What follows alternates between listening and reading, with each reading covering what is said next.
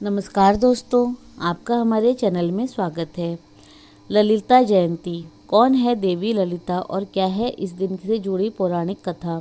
दोस्तों, माघ मास की पूर्णिमा के दिन ललिता जयंती का पर्व मनाया जाता है। ललिता जयंती के दिन माँ ललिता की पूजा का विधान बताया गया है।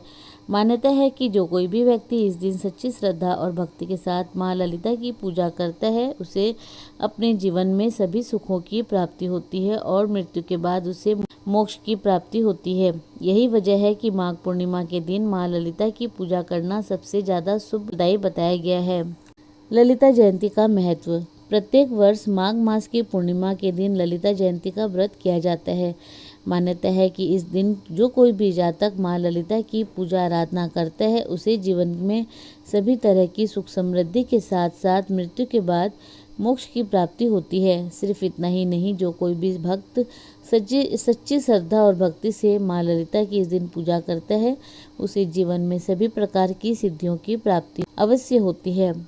ललिता जयंती के मौके पर देश में कई जगहों पर भव्य मेलों का आयोजन किया जाता है। इस दिन माता के मंदिर में भक्तों की भारी भीड़ उमड़ती है।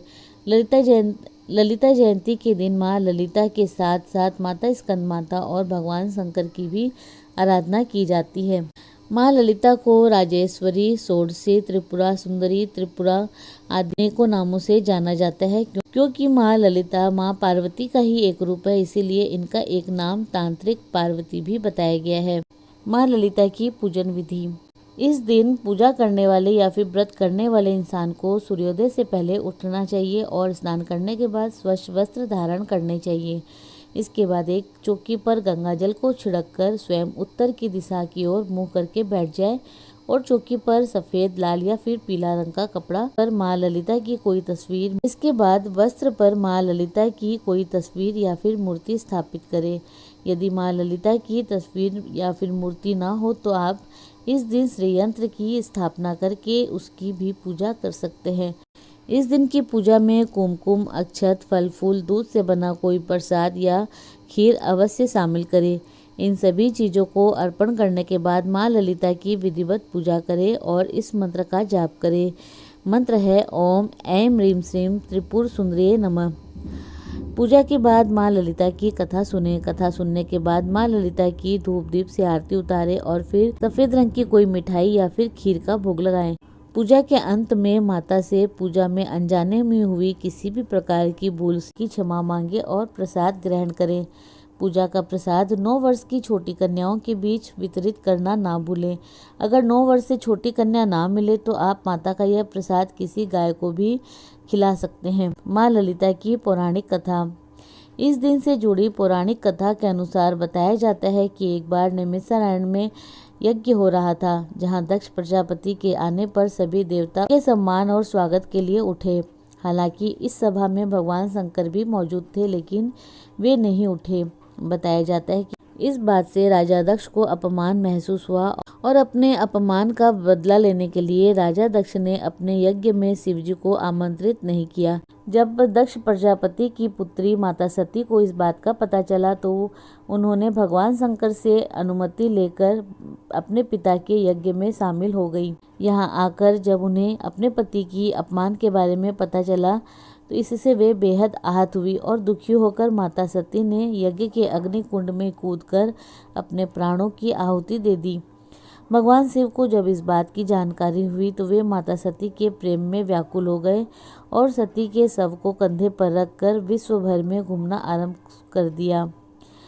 भगवान शिव की स्थिति से संपूर्ण विश्व की व्यवस्था छिन्न भिन्न हो गई और ऐसी स्थिति में विवश होकर भगवान विष्णु ने अपने सुदर्शन चक्र से माता सती के शव के टुकड़े टुकड़े कर दिए। इसके बाद माता सती के शव के अंग जहाँ जहाँ गिरे वहाँ उन अंगों से शक्ति विभिन्न प्रकार की आकृतियों से उन स्थान पर विराजमान हुई और वहाँ शक्तिपीठ बनते चले गए। बताया जाता है क्योंकि नैमिषारण्य में माता सती का हृदय गिरा था, इसीलिए नैमिष एक लिंग धारणी शक्तिपीठ स्थल माना जाता है।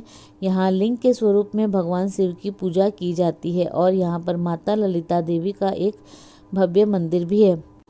एक अन्य कथा के अनुसार कहा जाता है कि ललिता देवी का प्रादुर्भाव उस समय हुआ जब भगवान श्री विष्णु जी द्वारा छोड़े गए सुदर्शन चक्र से पाताल का अस्तित्व मिटने लगता है और संपूर्ण पृथ्वी धीरे धीरे जल में समाने लगती है, तब इस बात से चिंतित होकर सभी ऋषि मुनि घबरा कर माँ ललिता की उपासना करते हैं। ऋषि मुनियों की प्रार्थना से प्रसन्न होकर माता ललिता प्रकट होती है और इस विनाशकारी चक्र को थाम लेती है। इसके बाद सृष्टि पुनः नवजीवन प्राप्त करती है। शक्तिपीठ भारतीय राज्य त्रिपुरा में स्थित त्रिपुर सुंदरी का शक्तिपीठ है। इस जगह के बारे में बताया जाता है कि यहाँ माता के धारण किए हुए वस्त्र गिरे थे। त्रिपुर सुंदरी शक्तिपीठ भारतवर्ष के अज्ञात 108 और ज्ञात 51 पीठों में से एक माना गया है। त्रिपुरा उदयपुर शहर से 3 किलोमीटर दूर राधा किशोर ग्राम में राजराजेश्वरी त्रिपुर सुंदरी का भव्य मंदिर स्थित है, जो उदयपुर शहर के दक्षिण पश्चिम में पड़ता है। यहाँ सती के दक्षिण भाग का निपात हुआ था। यहाँ की शक्ति त्रिपुर सुंदरी तथा शिव त्रिपुरेश है। इस पीठ को कूर्म पीठ भी कहते हैं। दोस्तों, आज के दिन ये माता की ये कथा अवश्य सुननी चाहिए। इससे भोग और मोक्ष दोनों की प्राप्ति होती है। बोलो माँ ललिता की जय। तो इसी प्रकार और भी रोचक जानकारी के लिए आप हमारे चैनल को लाइक शेयर व सब्सक्राइब करें। हमारे चैनल में विजिट करने के लिए धन्यवाद।